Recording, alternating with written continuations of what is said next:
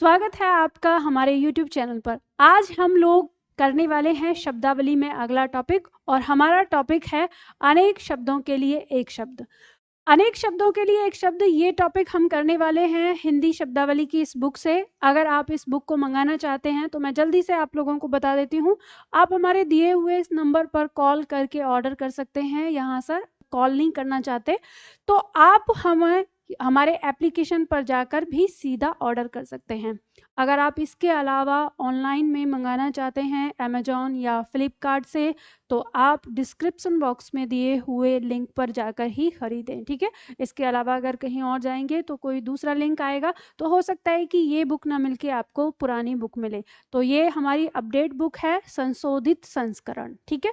तो ये बुक पाने के लिए आपको हमारे ऑफिस से ही संपर्क करना पड़ेगा, ठीक है। चलिए आगे बढ़ते हैं, हम जल्दी से अपनी क्लास शुरू करते हैं। तो हमारा जो सेट है उसमें हम देखेंगे अनेक शब्दों के लिए एक शब्द जो दिया हुआ है यहाँ पर। तो सबसे पहला हमारा दिया हुआ है, जिसके आने की तिथि ना हो उसे हम क्या कहते हैं? अतिथि कहते हैं। अतिथि यानी जिसके आने की कोई तिथि नहीं है।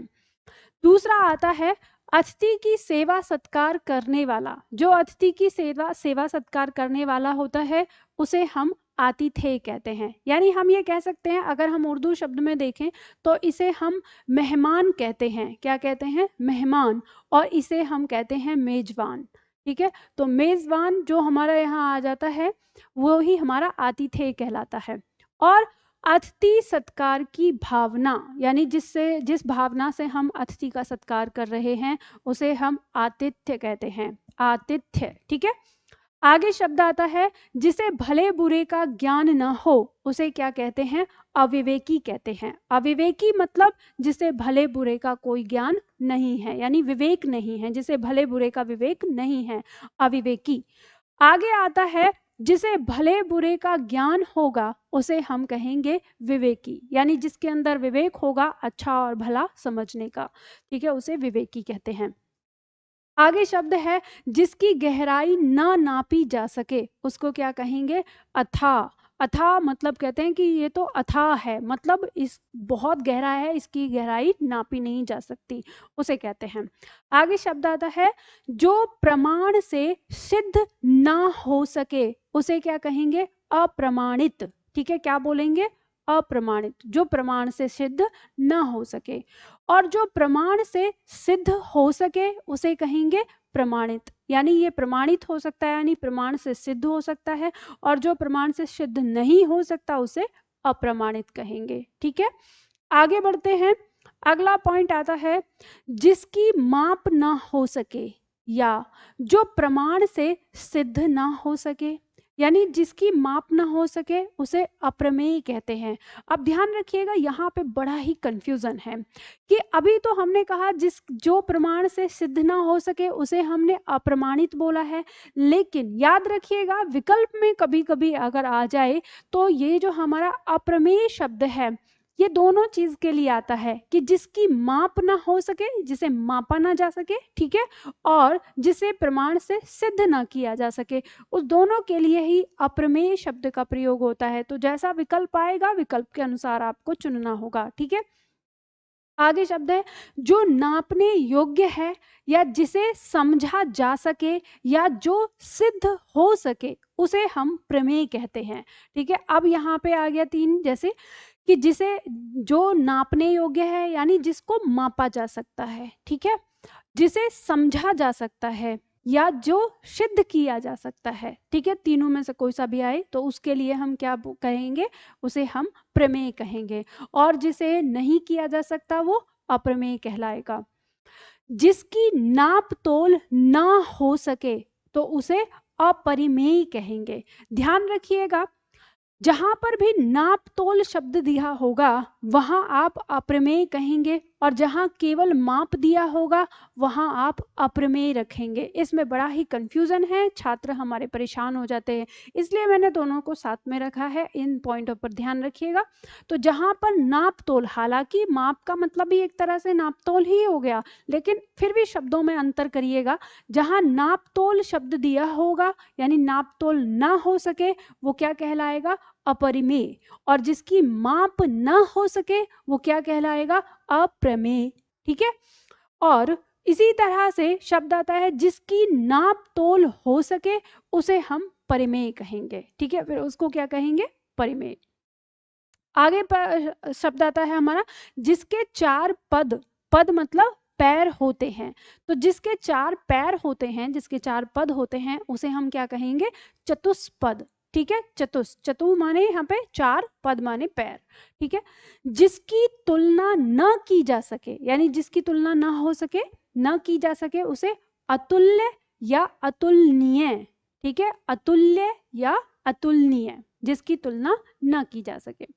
और जिसकी तुलना की जा सके तो उसे हम क्या कहेंगे? तुलनीय कहेंगे। क्या बोलेंगे? तुलनीय, यानी जिसकी तुलना की जा सकती है। आगे आता है हमारा अगला पॉइंट, जिस पर विजय पाना कठिन हो, यानी जिस पर विजय पाना कठिन है उसे हम क्या कहेंगे? दुर्जेय। ठीक है, दुर, देखो कैसे बना है यह शब्द, बना है ये दुर प्लस जय से। ठीक है, इस तरह से ये हमारा शब्द बना है, तो हमने दुर्जेय बनाया है, यानी जे कैसे कहें? जे, जे मतलब जीतना। ठीक है, और दुर माने कठिन, जिसे जीतना कठिन हो या जिस पर विजय पाना, हम ये कह सकते हैं कि जे का मतलब क्या हो गया? विजय हो गया। ठीक है, जीतना और वही हो गया विजय, संस्कृत शब्द हो गया। तो जिस पर विजय पाना क्या हो? दुर मतलब कठिन हो, तो जिस पर विजय पाना कठिन हो उसे क्या कहेंगे? दुर्जय कहेंगे।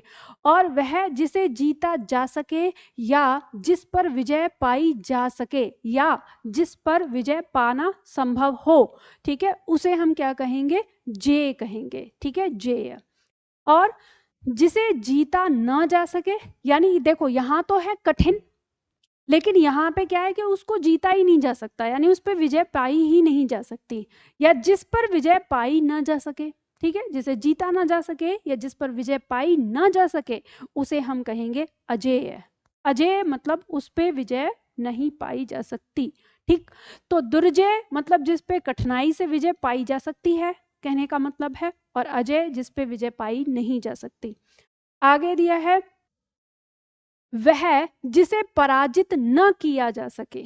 ठीक है, जिसे पराजित, पराजित का मतलब होता है हराया, है ना, हराना।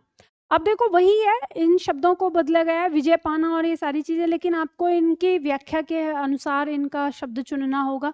तो जिसे पराजित न किया जा सके तो उसे क्या कहेंगे? अपराजेय, यानी अपराजेय, जिसे पराजित नहीं किया जा सकता है। ठीक है, वह जिसे पराजित किया जा सके, तो जिसे पराजित किया जा सकता है तो उसे क्या कहेंगे? पराजय। तो जे का क्या है? एक तरह से ये है, मतलब हम कह सकते हैं जे मतलब जिसे जीता जा सके, और जिसे पराजय, तो जे का मतलब जीतना, पराजय का मतलब हराना। तो वही बात हो गई, अगर किसी को हमने जीत लिया तो मतलब उसको हरा ही दिया है। लेकिन ये शब्द जो हैं आपके बन रहे हैं, तो इसी आधार पे आपको इसे समझना है। ठीक है, आगे शब्द आ गया जिसके पास कुछ ना हो, यानी जिसके पास कुछ भी ना हो उसको क्या कहेंगे? अकिंचन। अकिंचन का मतलब गरीब भी होता है। ठीक है, क्या होता है? गरीब। तो यानी जिसके पास कुछ भी नहीं है वो क्या है? अकिंचन है। जिसके पास सब कुछ है या बहुत कुछ है तो उसे धनाढ्य कहते हैं। धनाढ्य मतलब जो धन संपदा से युक्त है। तो आप ध्यान रखिएगा, जैसे ये इसका विलोम है, ये इसका विलोम है, इसी तरह से अकिंचन का विलोम धनाढ्य और धनाढ्य का विलोम अकिंचन हो गया।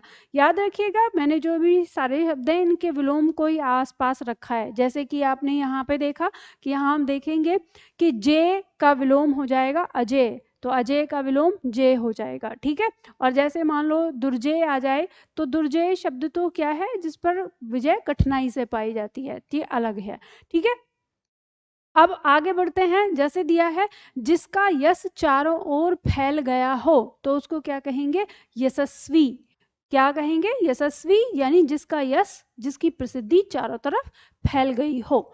आगे शब्द आता है जो क्षमा पाने या क्षमा करने लायक है, जिसे जो क्षमा पाने लायक है या जो क्षमा करने लायक है उसको कहेंगे क्षम्य। ठीक है, उसको क्या कहेंगे? क्षम्य। और जो क्षमा पाने या क्षमा करने लायक नहीं है उसको कहेंगे अक्षम्य। क्या कहेंगे उसको?